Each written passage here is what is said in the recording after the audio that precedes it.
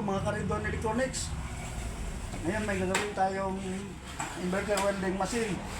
Yamato ang brand. VS-300A. 300A. Ito galing nito sa ibang technician.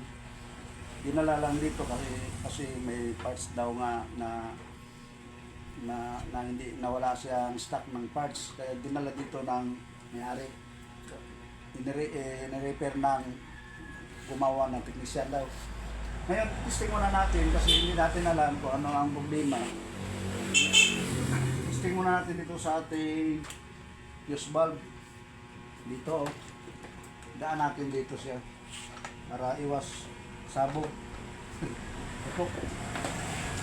Ngayon, testing muna natin. Saksak. Yun o. Nag-light siya. Oh, nawala. So, ibig sabihin, wala siyang short. Ito, may ano siya o. Yan, magbari din ang display niya dito sa current. Ngayon, sukatan natin ang output kung meron ba. Yan o. Wala, yan o, 3.8 volts lang. Ibig sabihin, wala pa siya, hindi pa ito maka-welding kasi ang mga welding machine, mga inverter welding machine, nasa 50 plus, 50 o 60 pataas ang voltahe nito sa secondary. Ito ang ano natin, buksan mo natin.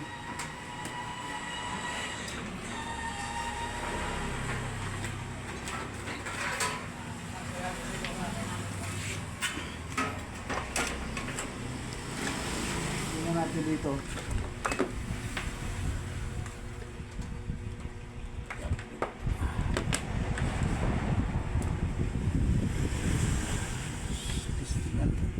Una lang unang testing lang ito. Swilo. Ito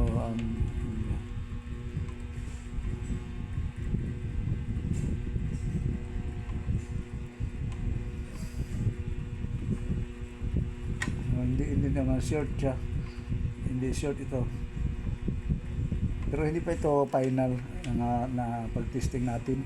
Alisin pa natin to ngayon, ano lang, parang ano lang siya kung may short ba, kasi hindi din natin malaman kung short or open pag hindi natin maalis dito sa board ng IGBT.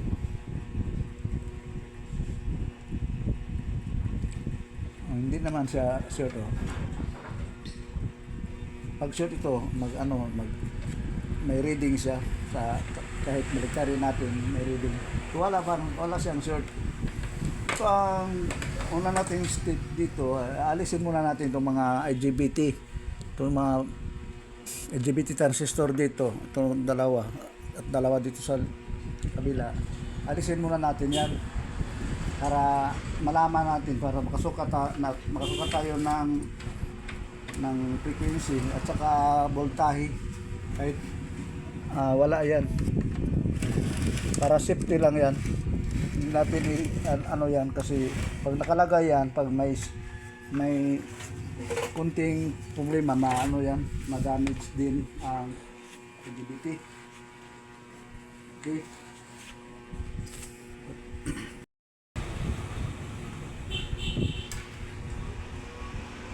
Sukat tayo ng frequency signal dito. Kahit nakakabit pa ang power niya, ang IGBT, kata natin kung mayroong ano ba. Yun o. May signal naman dito. Yun o. Dito sa kabila. At bilang side. Sukatan din natin dito. Meron din. Pero walang output. Ito ang aalamin natin. Yan ang aalamin natin. Ito mga dito may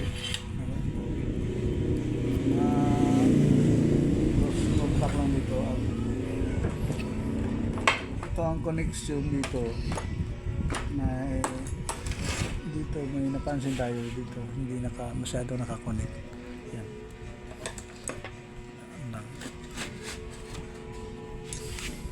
Inadjust natin ito. Iligpitan lang natin ito ang terminal dito niya, ang screw, ang bolt and nut. Ngayon magsukat tayo ng voltahe. Testing natin. Sukat. Ngayon testing natin ang voltahe kung may output na. Yan, may kasukat na tayo ng 58 volts.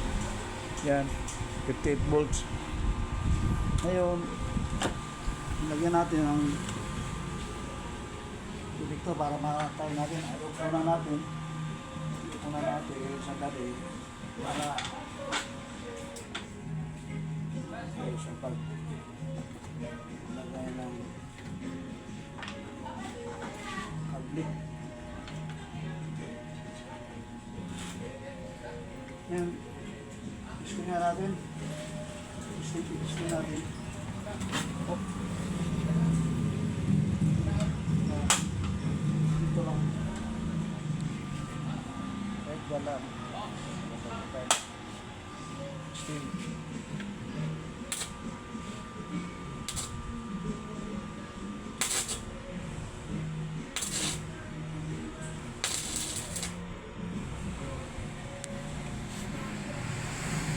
Okay lang mga lods, mga Karicol Electronics.